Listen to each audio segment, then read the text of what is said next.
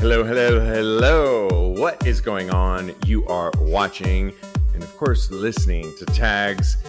Well, it is live in many ways. Talk about gay sex, the live edition with myself and Cody Maurice Doggett. How the hell you doing, Cody? Hello, darling. I'm a little frustrated, honestly. That was a little wild, but yeah, we're here though.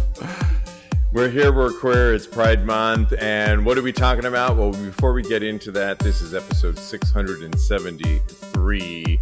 This actually was supposed to be, so just a little background. We're a little discombobulated, but we're going to get it together because we had planned, normally we record this show on the Crowdcast platform, and they will be getting an email from me because, as many of you know, technical difficulties often occur. And today was one of those nights when we had a special guest. Girl. Yes, we had When somebody. we had company, girl. Right. So we had somebody that was going to join us, and Marty Cummings.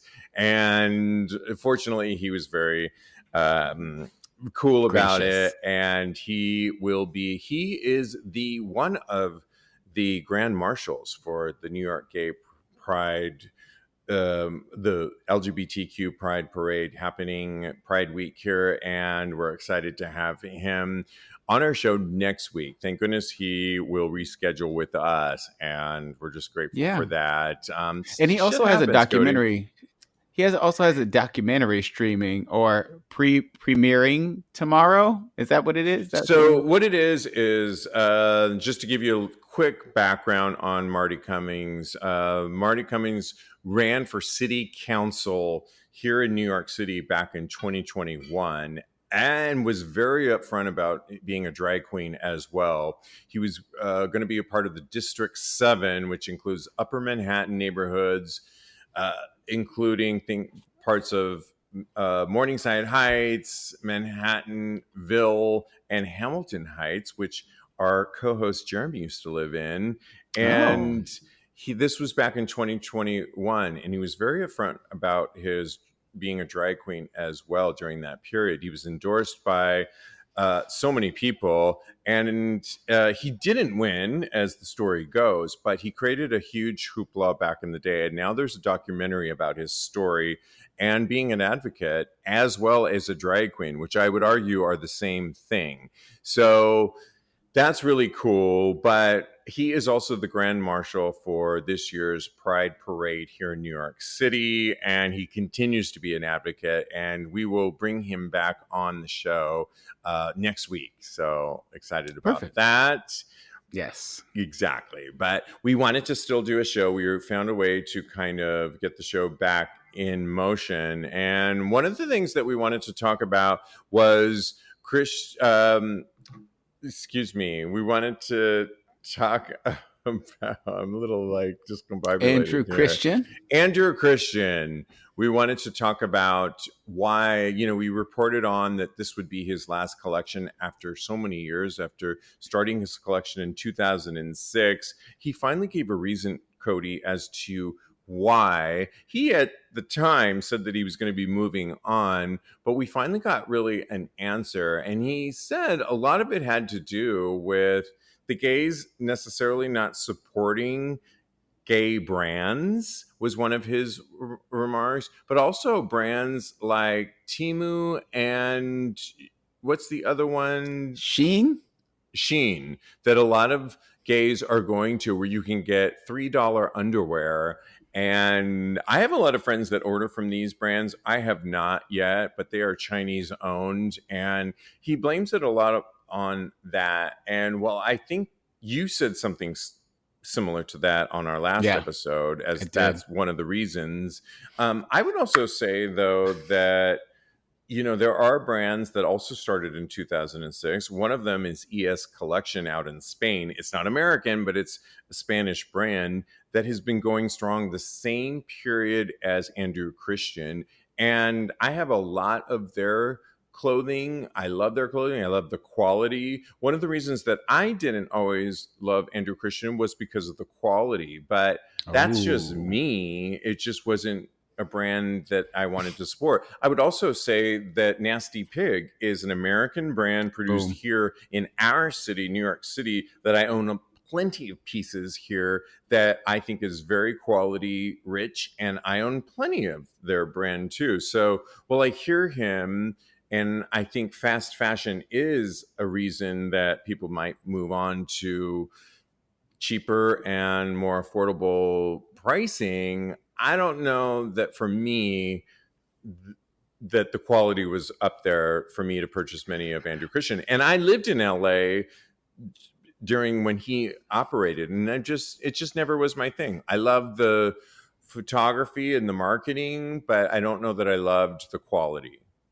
And honestly, he's the one that compared himself to Shein and Temu. So we didn't even put that out there. That's what I mean. Like he's naming those people as part of his the downfall of his company, basically. So of course, there's a comparison in quality. For me, there's a connection there as far as connection and quality. So yeah, like you said, there's other brands that are still doing okay, like Slick It Up. Rough Skin is still doing pretty well. There's still brands out there. Yeah. There's still plenty of places that are doing okay, and we do need to continue to support our gay LGBTQ plus brands out there. But as far as quality is concerned, I definitely see what you're saying. So yeah. Yeah, exactly. I know. So, but kudos to him. He is moving on. Okay. Well, we wanted to move on to, oh my gosh, what is happening? I feel like everything is deteriorating tonight. Oh, okay. There is a drag queen that in Idaho that because Pride Week just happened, and she goes by the name of Cookie Puss, Puss, and Pride Week happened in Canyon County Pride on Sunday at Lakeview Park, Nampa, Idaho, and this drag queen, Cookie Puss, which I love, was being somewhat, I don't know, ostracized by somebody from the right wing or Christian preaching, and that was basically saying, I'm a sinner. He was encouraging pride goers to repent their own sins and to stop glorifying pride as a virtue. Well, Cookie Puss invited this person named Paul to talk on camera, and he agreed. And on an Instagram story video, Paul says, God delivered me from pride, and he can deliver you too. Paul goes on to say that God took mercy on him, and seeing his pitiful state in the clip that has gone viral, Paul goes on to say that anything that does not reflect the nature of God is not to be worshipped. Well, Cookie Puss interjected saying, can I simply ask you a question? In which Paul replied, yes. What's your favorite topping of pizza? Asked the drag performer. Well, Paul was bemused, but also kind of taken aback. He didn't know what to say. Cookie Puss said, he actually basically, can you just answer the question? Like, what is your favorite topping of pizza? In which finally he thought about it and he said bacon. Which bacon, but all right. I mean, now who's the weirdo? No. Yeah, right. Exactly. It was a weird response. I think the whole thing that was really amazing in the end was that Cookie Puss got Paul, who was pushing right-wing conservative Christian values at a pride parade, to basically not come at me, but say, can we just break it down? My whole point is I need to know you. I need to talk to you first and have a conversation. If we can't talk about simple things like what is your favorite topping on a pizza, we don't have a conversation at all. And I love that. And it broke, if you see Paul's responses, it really was coming together. And it's a lesson for many of us that are divided right now, that can't seem to connect with those on the other side. And I thought it was really brilliant. What did you think? Did you watch the video, and what do you say? Oh yeah, I thought it was amazing. And now I think I want Cookie Puss on my pizza because that is a great drag name. And you were calling her Cookie Pussy or something like that I was in our in our meeting. meeting. And I thought that was amazing. So You know me and names and all that. it was fabulous and I enjoyed every second. I can't stop laughing at it. So it was cute. Thank you so much for that giggle, darling. I Yeah, love but it. it was a way to disarm him really because he wasn't expecting that question and he wasn't expecting to have us as people as lgbtq plus people humanize, and that is the ultimate humanizer, pizza topping. So I think that it was completely relatable. I'm glad that Paul finally got to see that gay people, LGBTQ plus people, all denominations, every type of person is at the core a person. So I thought it was fantastic. And I think we should continue to do more things like that in order to help these people see that we are more than just whatever on the outside, whatever they think they see on the outside. Absolutely. I love it. Well, a recent post explaining why older gay men are quote unquote so mad all the time went viral. I mean, are we in that group? Are we in the older gay men group? Is We that us? probably are in, at least I'm definitely probably in that age group. I'm not sure I'm almost what they there, honey. If I'm not were. there, I'm almost there. I'm like at the Yeah. tippy tip. Let's read a little bit more to decide if who they were deciding was older. I mean, I'm 54, you're 40, early Something. 40s. Yeah. And This- it was a Facebook post by an older gay man. He didn't really say his age, but Scott Abel is based in Palm Springs, and he wrote, "Some of the younger gay men I've befriended lately have started asking questions," Abel said in a post. "Honestly, wide-eyed, sometimes awkward questions, the kind that remind you they didn't live through what we older gay men did. One of them, a sweet, smart 27-year-old with eyebrows before groomed with my entire social circle in 1980s." I love that. Asked the question, "Why are you guys mad all the time?" And he meant it kindly, Abel continued. "He just noticed that many of us older gays tend to speak about politics the way someone might talk about a gas leak, nervous, watchful, and ready to evacuate at a moment's notice." So this is what he told him. Abel went on to recount some of his formative experiences as a young man. Back in college, for example, I called 911 when a friend needed emergency care. He was in bad shape. When the ambulance showed up, the EMTs did their thing until they found out he was HIV positive. Then they did something that still makes my stomach turn. They got back in their ambulance and drove away. They left us there like we weren't worth the risk, like he wasn't worth saving. The 27-year-old sat silently for a moment, then his eyes welled up. "I didn't know that kind of thing actually happened," he said. "That's horrible." And it goes on and on. And to the point of the person writing this, like, why are many, this person that was telling this story, I feel like I was just a few years behind that. In other words, I grew up in the 80s in high school, but I was class of 89, heard all these stories about HIV positive men and dying. I have a lot of friends that have lost a lot of friends to HIV and AIDS. I didn't lose anybody, but when I was coming out in the early 90s, the whole thing that was put upon my generation and a lot of my college mates was we could die from this. Yeah. And so while I also didn't experience losing a lot of friends, I grew up in a time frame where sex was equal to you could die from this. And every time that I had an experience that I was a little bit worried about, I had to go get tested for HIV. And it was like a death sentence in my mind every single time I went into a clinic to get tested. So I'm a little bit maybe behind like a few years, Yeah. but still, when my sexuality began to happen, it really was, you could get AIDS the minute you have sex. And that alone was fearful enough. But I still feel for so many of my dear friends that really lost actual people to HIV.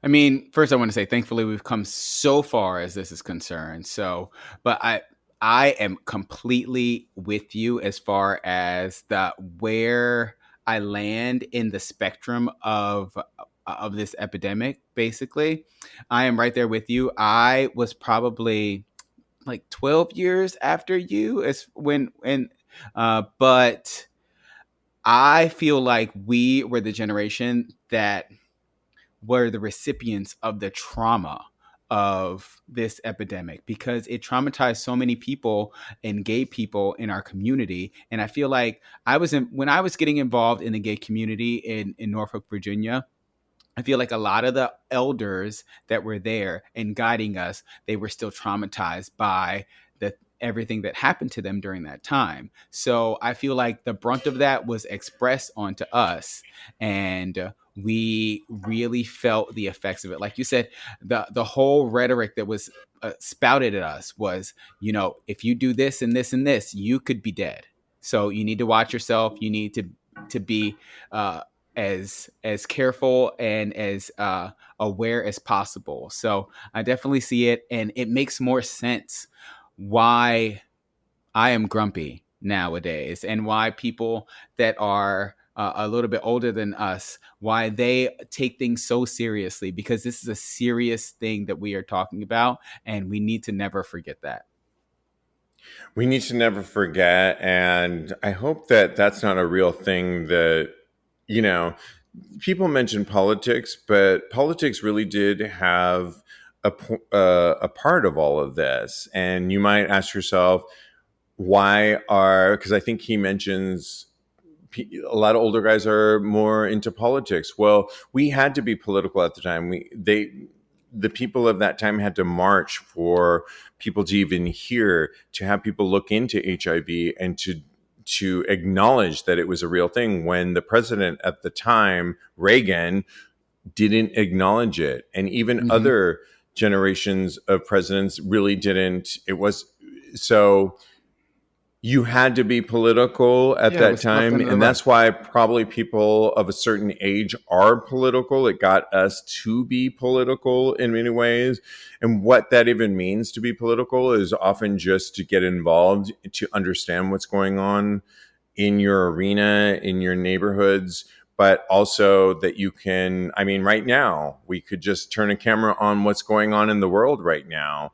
And people are marching around the world. So I would argue that when somebody says that they don't like politics, you can't almost help but be political today. Yeah. It is a part of our lives. Being political doesn't have to mean you have to be looking at what's going on in Congress every single day, but being political just means being aware, and being aware of what's going on that affect us all as a humanity, as a country here in America. And that's what that really means at times. And so, yeah, I think that many young people are probably getting political now because they're understanding how their rights and are being affected right now. And so when they hear stories like this, hopefully they can have empathy and know their history, which really does bring us to our next story, which has to do with a recent post that said, what if you could, if wish gays share, sorry, it's like everything's a little off today.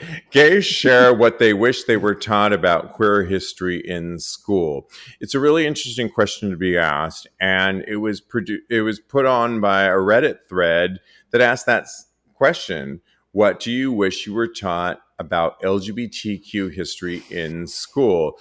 And without even reading it, just that simple question, I know that growing up, I grew up going to high school in the 80s, but I also went to a Catholic high school. we didn't hear about anything related to LGBTQ Yeah. history. I know later in life, I had a math instructor that was of the LGBTQ persuasion, but none of it was taught. And I would have loved growing up in the Bay Area to have learned about uh, um, Harvey Milk, Yeah. who was 10 years before, who was a supervisor for only a year, who was a LGBTQ activist that was shot dead for being gay, and had a huge impact on our. I would have loved to hear that history, which was a part of our not only national but local history. And we didn't get any of that, much less Stonewall in 1969, Blue. much Yeah. less. There's tons of people that we could have heard about. Marsha P. Johnson, Sylvia Rivera. Sylvia Rivera, Coleman Domingo played. Bayard Who did Rustin. I was going to bring him Bayard up. Rustin? Yes, yes. Who else? Who wrote Giovanni's Room? James Baldwin. James Baldwin. There's so many people that I look up to now that if I would have known about them in high school, imagine how much I would be able to be proud of myself if I had known about And these people and we how were their lives that are was parallel taken to away mine. from us. Taken away. Ridiculous. Because all those other people got to see themselves in history and in class, and we were left to think that we didn't have anybody to relate to. So that's absolutely a robbery of we were robbed of it in the education system. So I think that's completely ridiculous. And then when you think about the question that this person posed on a simple Reddit thread and you relate it to today, where we also don't want to have any of history taught today in classrooms, and how in many ways we've gone 3 steps forward where people can identify as they, them, there's non-binary, but still today we're trying to remove any education about these people. And it's like, these are historical figures, by the way. These are people that have served in Congress, they've served as political figures, they've made an impact, and we're back at it again where we're trying to erase history. So it's this sad cyclical story that we are now we're going backwards in time, which I've always thought about evolution as moving forward. You can do your own research, and thank goodness there are people out there that want to teach history and really tell us. We will do it on our show, and there's plenty of people that will as well.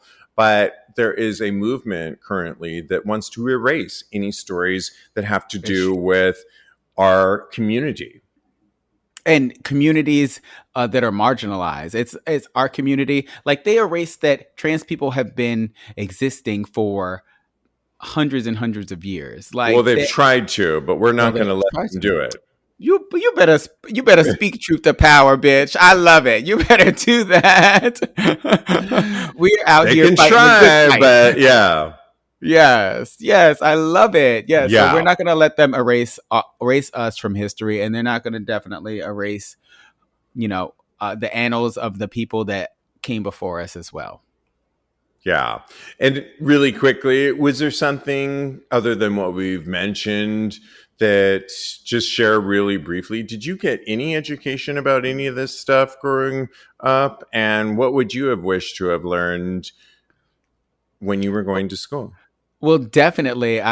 All the research that I have, all of the learning that I have as far as gay history is concerned, I learned by doing research and by maybe taking a college class on LGBTQ plus issues and things of that nature. Being part of the LGBTQ plus alliance when I was in college, that also definitely helped a lot. But I'm self-taught basically, but I would have definitely loved to have learned about Stonewall, number 1, A+, number 1, tip top, up top right there. And also Bayard Rustin, because he's such an inspiration to me. So I'm glad there's a movie out there about him. There's a very long one that on Reddit that started off with small peen dating advice. And what this person was saying, he mentions he's a gay man in his early 30s, tall, pretty, fit, with goals of becoming more. So, he's got a great face. He says, my face is my favorite feature of mine. Don't come for me. I'm not trying to be conceited.